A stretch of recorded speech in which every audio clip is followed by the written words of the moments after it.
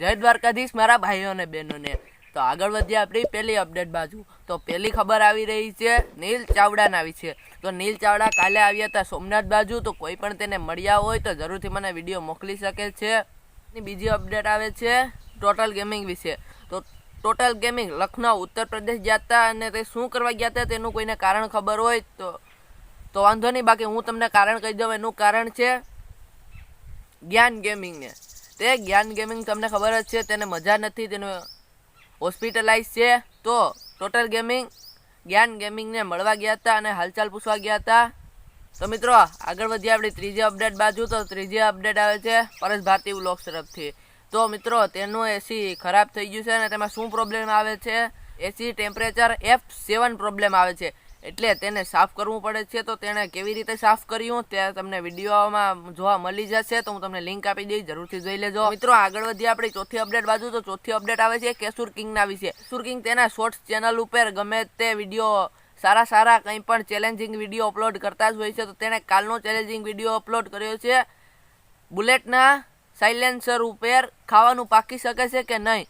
તો મિત્રો જરૂરથી તમે વિડીયો જોઈ આવજો તો એ પણ જ તમને ખબર પડશે કે ખાવાનું પાકી શકે છે કે નહીં। મિત્રો આજની પાંચમી અપડેટ આવે છે હર્ષ વ્લોગના વિશે।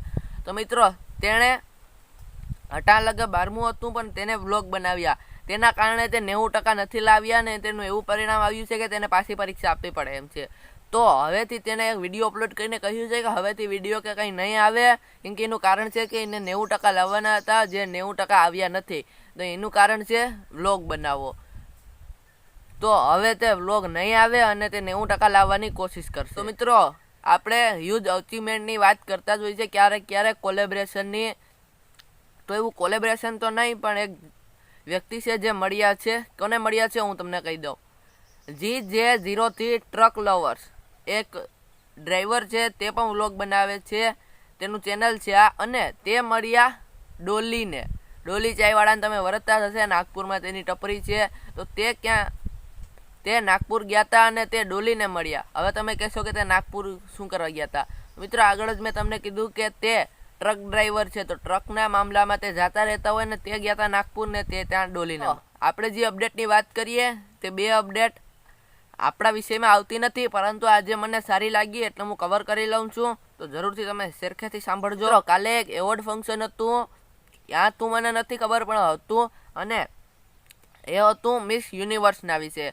તો તેમાં 60 વર્ષની તેમાં એલિઝાયા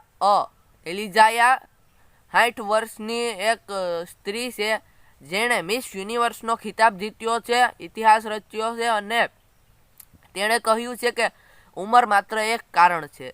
અને મિત્રો બીજી અપડેટ આવે છે ગુજરાત બોર્ડ રિઝલ્ટની। તો મિત્રો ગુજરાત બોર્ડ રિઝલ્ટમાં સાયન્સનું ગુજરાતમાં ઓલ ઓવરમાં રિઝલ્ટ આવ્યું છે 82.45%, અને સામાન્ય પ્રવાહનું રિઝલ્ટ આવ્યું છે 91.93%। જે આપણા આગલા સેગમેન્ટમાં એ છે શુભેચ્છાઓનું।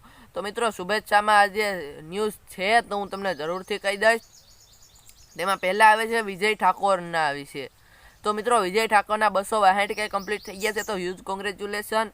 બીજું આવે છે HK મોઢાવડિયાના વિશે। તો તેણે 15K કમ્પ્લીટ થઈ ગયા છે, તો હ્યુજ કોંગ્રેચ્યુલેશન।